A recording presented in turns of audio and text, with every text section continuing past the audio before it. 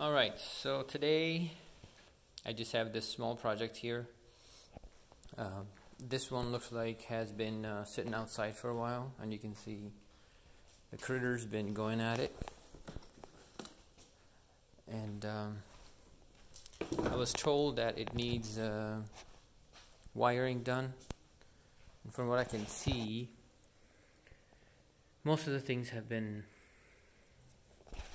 enabled on, and most of the wirings are actually okay. You can see that chewed up. So I'll be redoing the wiring for this entirely and get this thing tested out, make sure it still runs.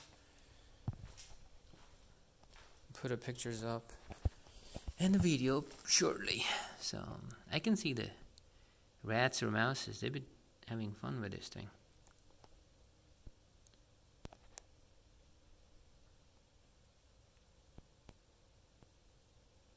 Yeah, there's the wires that needs to be done here. We'll see. Once I start working on it, I'll put another video on some of the wiring work so you can see. It's not very difficult. Wirings on these things are very easy. They probably have a few connections, and I just might use my own color wires to get this done. Well, thanks for watching.